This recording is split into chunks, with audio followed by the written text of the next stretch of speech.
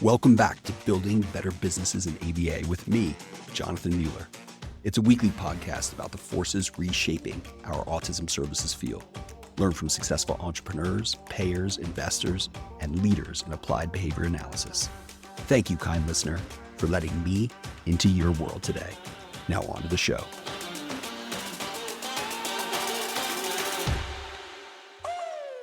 My name is Jonathan Mueller. I'm the host of Building Better Businesses in ABA. And my guest today is Rachael Porter. Rachael is a founder and owner of Colorado Care Consulting, supporting businesses with operations, grant writing, and much more. Prior to founding Colorado Care, she spent nearly 10 years with Gold Star Learning Options here in Colorado, an IDD and an ABA provider. Rachael, welcome to the pod. Thanks so much for having me, Jonathan. I'm excited to be here. Well, I'm excited as well because, Rachael, and many of my listeners probably don't know this.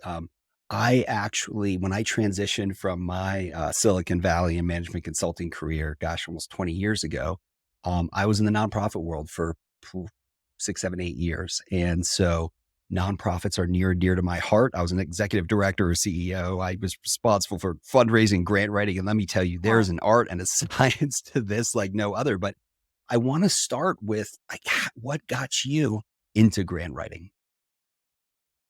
Great question, because I got this amazing opportunity at the beginning of 2022 to be a part of what's called Creative Ideas Fund. And basically, it was a mill levy grant that allowed a bunch of participants that applied, and it was all people that were part of the IDD community, were a part of this grant team. And we were built as a council, and we got to review grants that only supported our industry. And so I got this amazing opportunity where all of a sudden I went from like not knowing anything about grant world, right? Like I truly thought that grants were just for nonprofits. I had no idea that you could write a grant for a profit. And so I was on the council for almost 10 months, and it was the best experience because, again, I got to read all these cool grants where I was like, "Oh my gosh, yes, I will absolutely support baby showers for people, that find out they have a child with a disability." And like then I had a multiple that we supported, like summer camp programs. And it just was an incredible opportunity that opened my eyes to the power of grants and how much they can make a difference for a business, an organization, a PASA agency. They can really unlock so much potential in programming and support our entire community. So, yeah, it changed my life. And so from there, I was able to start writing grants. I learned so much from what people submitted and being like, okay, that's a great way to write a grant. That would be something we need, right? So at Gold Star, I started picking up where I was like, okay, well, this is what we need. I saw a grant that spoke to that. Like, let me kind of explore more. And so I made some connections when I started Colorado Care Consulting and the grant world and was like, hey, I'd love to pitch some ideas to y'all about some companies I know that need some grants. And from there, it's just really developed into a huge, honestly, piece of my business, which is great because I love it. I will be honest, when we just met back in the fall of 2022, and in spite all of my years in the nonprofit and for-profit world, until we met, I had no idea that for-profits could actually apply to grants. And in this case, in full disclosure, we're working together at Yeah. Ascend to submit some grants to the state of Colorado for some of their digital dollars transformation grant opportunities that comes out of ARPA funding.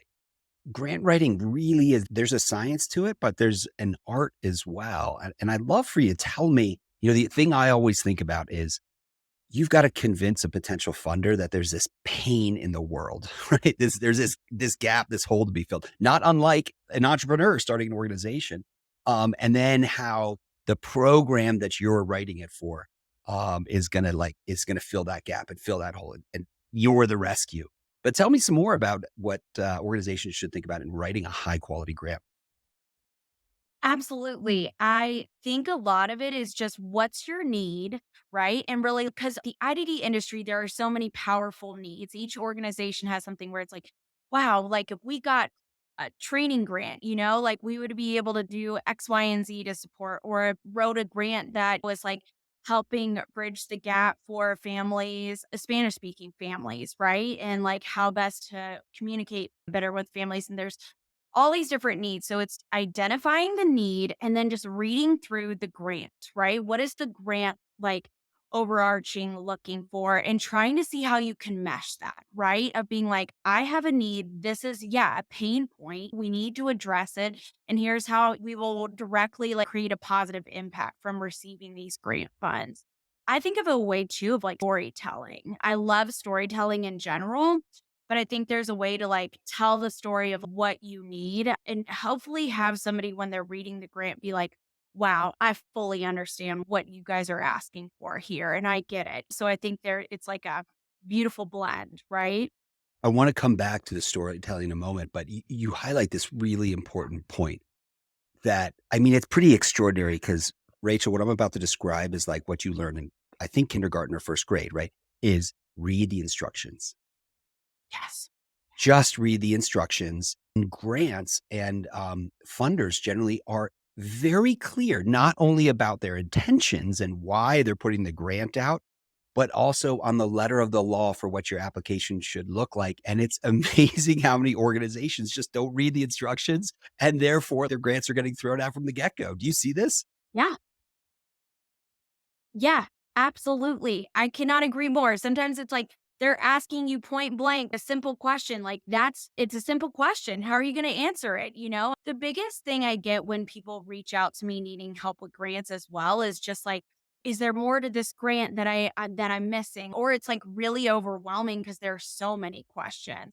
And some of them can be so simple too that it's like, yep, that's truly what they're asking. You can just write it in one, two sentence. It can be simple, or we can have a whole narrative around it. And I think that's what makes grant writing interesting is I think because of my experience working with PASAs, which are provider approved service agencies in Colorado, but like understanding what it's like to be a part of the waivers and then built with ABA too, and understanding all the services that these amazing providers are providing for families. I understand the need and what they're saying. So it helps me be able to unlock the narrative and storytelling a little bit more quickly to write a grant. I fully understand, like down to when you and I have chatted, where I'm like, yep, got it. I fully understand what your need is. And so I think that's a big piece of grant writing too. Again, I'll come back. It's no different than trying to pitch a startup organization or any organization. What I notice is entrepreneurs and or nonprofit leaders sometimes writing grants. It's like you immediately dive into telling everything there is about the organization, right? But it's not about the organization. It's never about you as an entrepreneur or as an organization or as a nonprofit. What is it about? It's about the families you serve or the community service work that you're doing or the environmental work or it doesn't matter. It all comes back to your mission and the people you're serving. And you've got to focus grants around that in order to draw, to your point around storytelling, draw people into the reader, into the story. So tell me some more about storytelling. Like, what have you learned over the years? And this is a skill, I mean, way beyond grant writing that's just so important in life. But what have you learned about what makes for a good story? Ooh, good question. I think what makes a good story is the passion that people can see when you're telling a story, right? How you engage your listeners and making sure that obviously you don't go off on too many tangents. Same with grants, right? You need to have a concise narrative that's not too far off with different details. But the beauty of storytelling, I think a lot of times is really the passion that you can evoke from your stories, and kind of to your point too, is like the mission and vision. What is at the meat, right? Of what your company, your organization, whatever, what is the heart of it? And so being able to do your story around the heart of your mission and vision is how you can really attract people to being like, hey, this is what we do, and here's a need. And you go from there, right? I don't know. I've always loved storytelling in general, just in my life. But I feel like throughout the years, you really learn how when people don't know even what IDD means, when somebody's like, what does IDD mean? Or even was neurodivergent mean? And we have so many acronyms too in this world. And so it's how do you storytell and connect people to that don't understand what we do in our population? So again, storytelling is just a huge piece of all of this of being like, yep, these are the people that we serve. These are the services we provide and putting those stories together in those snapshots to really highlight at a high level too, right? Of just like, hey, this is what we're doing and can provide. And I always think of it too of just when somebody doesn't know our world, how to describe our world too. So I think that's a big piece I've learned throughout the years. Somebody might not really even understand what is behavior therapy, so how do you describe that in 2 sentences? It's tough. It is tough. It's a great point. Like, we can't assume that the reader, whether and Yeah. again, this applies in grant writing, it applies in putting a business plan Yep. together. You are such a deep domain expert in your area of focus that it's easy to assume the audience already knows. You can never assume that.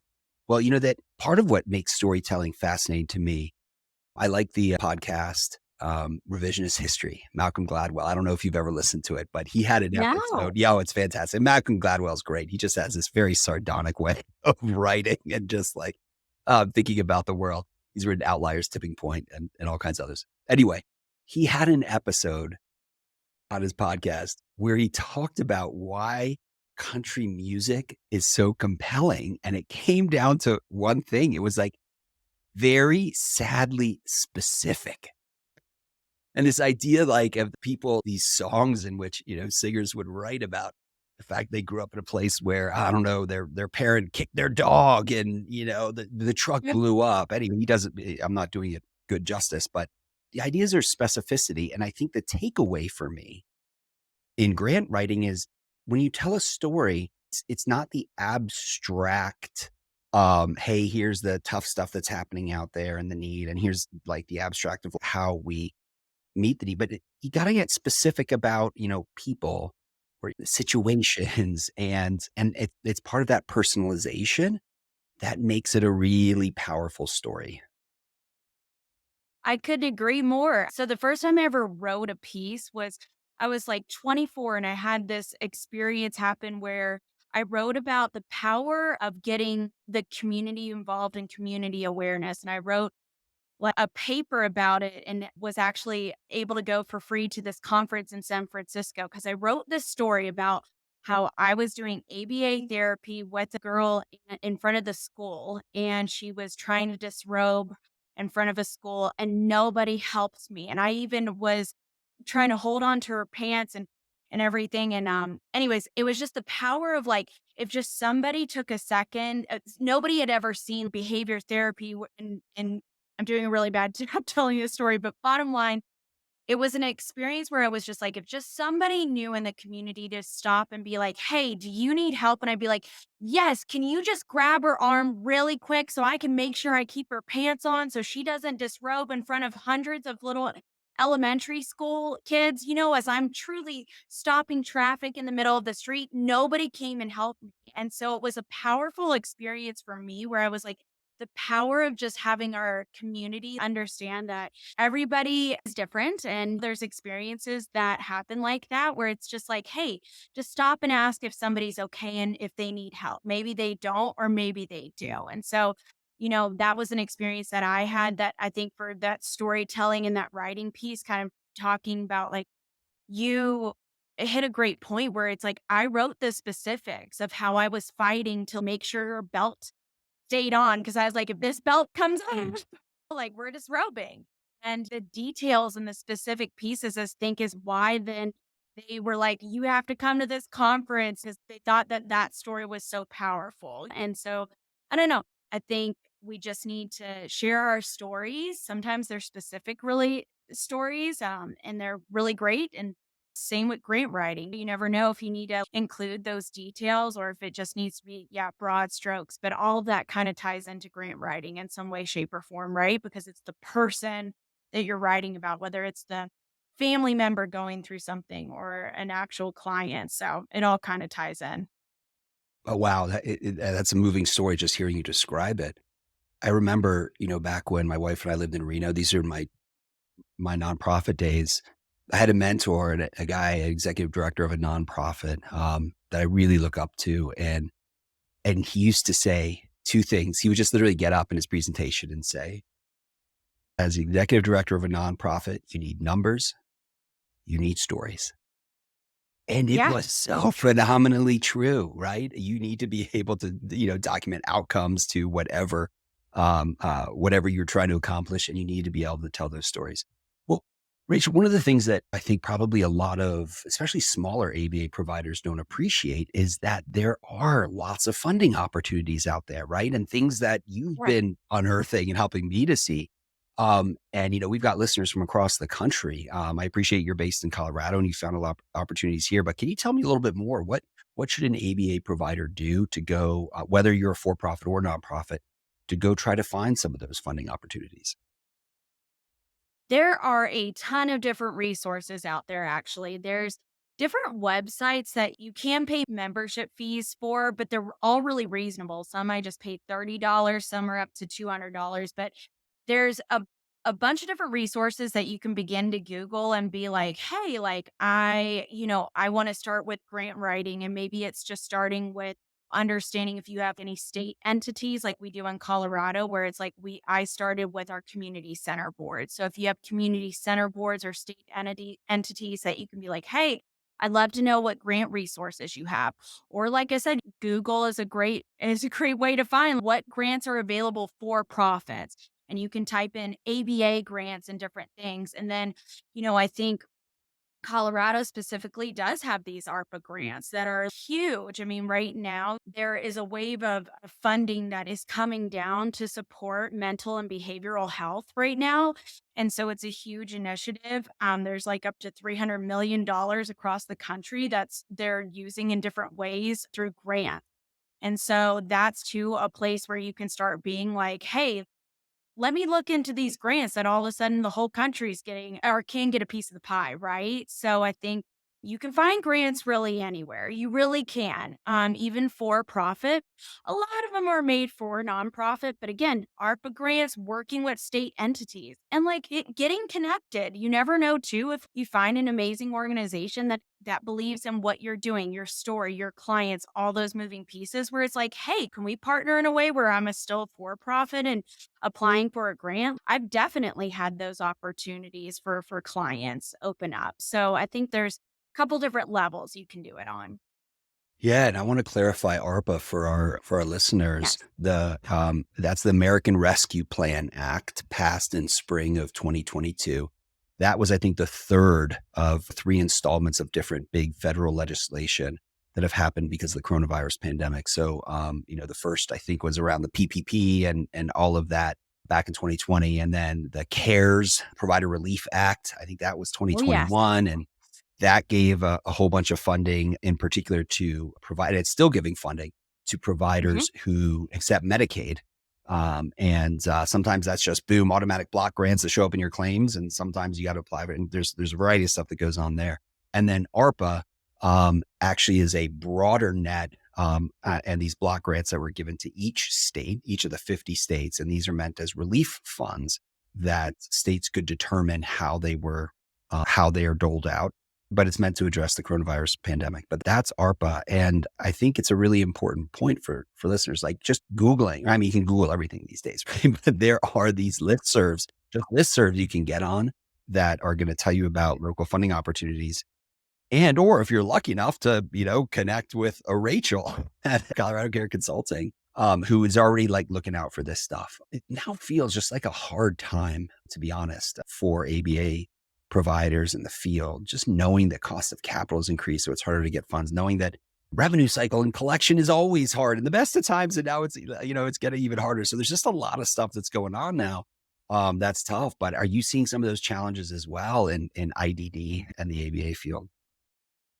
Absolutely. Jonathan, I'm really glad you brought that up just because I'm seeing it and it's definitely amping each year, right? Like the cost of inflation and making sure that we really pay our amazing workers that are here with the best intentions, right, to support our individuals and people, right? And so we have to pay more for staff, but yet Medicaid and insurance rates aren't rising. So I feel like we're starting to have a real bottleneck effect too, where so many people need services and we also don't have enough staffing. And then the costs are rising for business owners. And so it is why of all times, again, my business for Grant World, when I started, I thought maybe it would be like 20% of my business.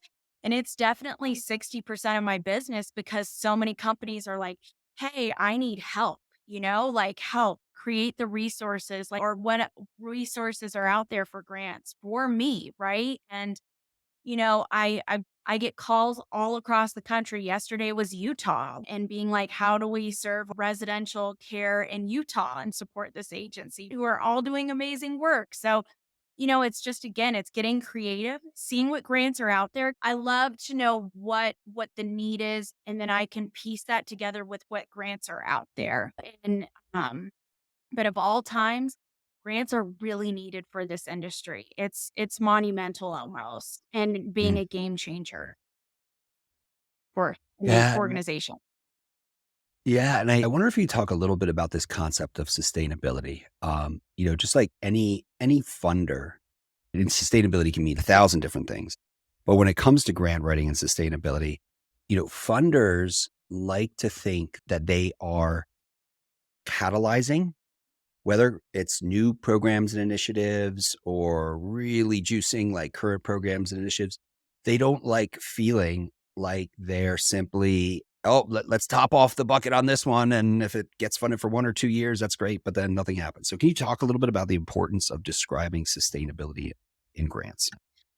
Absolutely. Sustainability is huge. I mean, I don't ever want to write a grant where it's like, hey, we're writing it for a position and we have to bank on getting another grant next year to keep this position going, right? Sustainability to me is being able to keep that program grant going. That's why I do the consulting piece as well, because as much as I want to get the grants for you, we have to figure out a way to keep your company sustaining that growth and revenue so that we can, yeah, it can be, I put it in my blog, but it's just like a cherry on top of the sundae kind of feeling where when you get a grant, it's like, perfect. This is the mode, the vehicle to help me maybe start the program.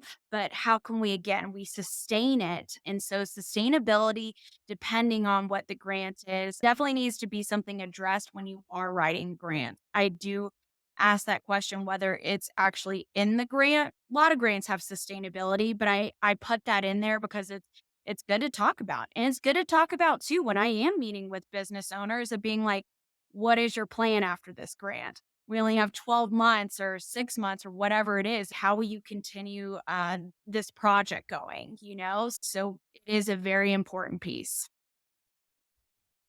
I think a good example of that is, programs that then once you get them up and running, there is earned income that's generated from it. And I think Mhm. back to my days as Here Nevada Journey. So this is the nonprofit I started and was, CEO of for gosh, 6+ years. And we worked with a California foundation who had this 1,500-acre ranch up in the Sierra, and it was beautiful robes courses and, you know, gorgeous facilities and just like tons of hiking trails and cabins, you name pond to go fishing in.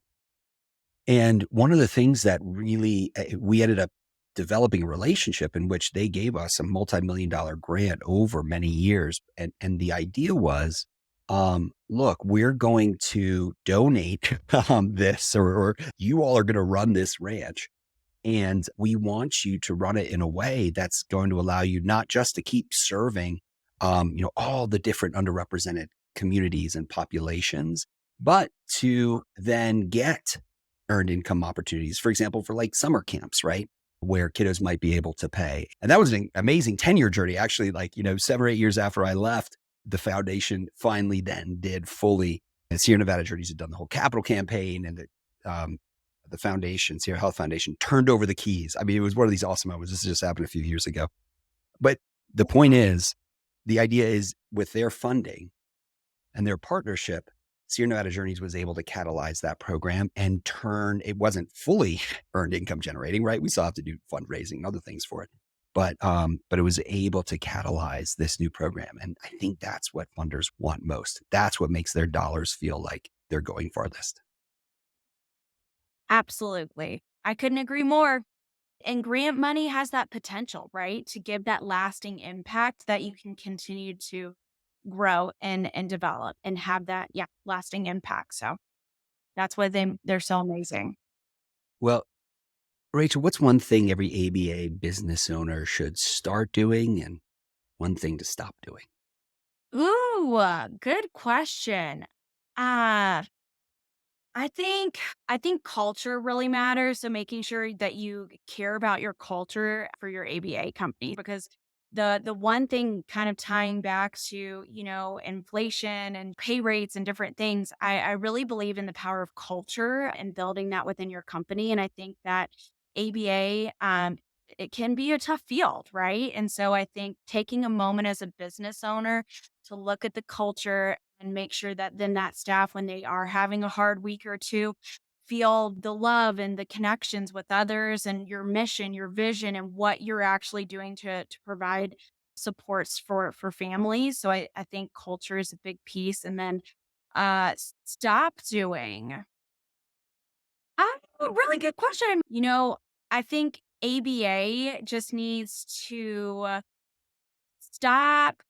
I don't know. I guess like my biggest thing is making sure we don't over therapize kids and just taking a moment to really make sure that you are providing purpose driven services for families and just really meeting those needs and really supporting families. We've seen from COVID mental health has increased. These need more support than ever, so maybe ABA isn't exactly need to be shaped the way that you think it needs to be shaped. And so I think just kind of making sure you stop a second to look at the therapy you're providing. And it doesn't always fit for everybody. So that's a roundabout way of just being like, take a moment to make sure you're really providing purpose centered supports. Yeah, I mean, and what I heard there is treatment that's focused on the kiddos and individualized to their needs. That's important, and you're looking at it in Yeah. context, right? As it's not just, hey, I'm going to go ABA you. It's like what's happening in the home environment. What kinds of social determinants of health are coming into play? So well said, Rachel. Where can people Yeah. find you online? Oh my gosh. Find me on LinkedIn, Rachel Porter or Colorado Care Consulting, or my website is coloradocareconsulting.com. So feel free to find me wherever works best for you. Nice. All right, are you ready for the hot take questions? Oh my gosh, I think so. I'm ready. All right, Rachel, you're on your deathbed. What's the one thing you want to be remembered for? Oh my gosh. Care and compassion, being Ooh, a caring and compassionate person, and maybe an added, like, Rachel's always the funniest person. I don't know, she makes me laugh. That would be, what's your most important self care practice? oh, I love to watch sports. Big sports girl. So I self soothe by watching a good sports game. It can be anything. Denver related teams or any sport, any teams? Any sport, any team. I mean, I do love the Denver Broncos, but for me, it can truly be anything. And I love, gosh, the World Cup's going on right now. Like I love watching different teams, and when you're like at a penalty shootout, I mean that I'm like, oh gosh, like it doesn't matter who wins to me, but this is just a great game. But that it's coming down to this. So I don't know. I really enjoy watching sports, and it's something I even do. I have a TV in my office just so that I can watch sports at times and work. So there you go. Love it. What's your favorite song? Mm. I have a whole playlist called Feel Good that has like 54 songs on it that are all my favorite. But um, I don't know, probably Ace of Base. I saw the sign. I saw the. I don't know.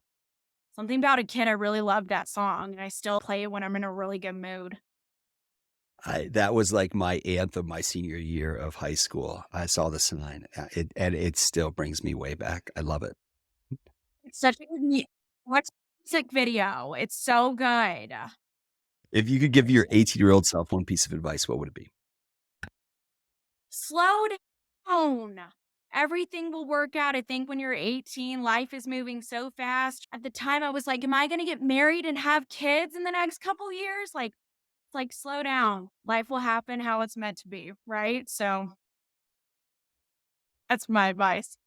All right, so you can only wear one style of footwear. What would it be? Oh my God, 100% slippers, no questions asked. I wear slippers all the time. I hate tennis shoes. They're too Uh, much work to tie. I they are. I just got myself my first pair of slippers like a year ago, I want to say, and they were a game changer wearing it around the house. I loved them. They are. I have different types. I have slippers for the house. I have slippers for going to the grocery store. You have to have a variety of different slippers. And something comfortable for your feet at all times. There you go. I'm there. Hey, Rachel, thanks so much for coming on the podcast. I've enjoyed our conversation.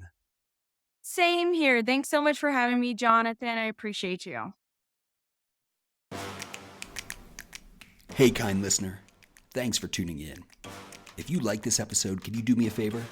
Give me a rating on your favorite podcast channel. It helps more values-aligned people like you find the pod. Till next time, peace.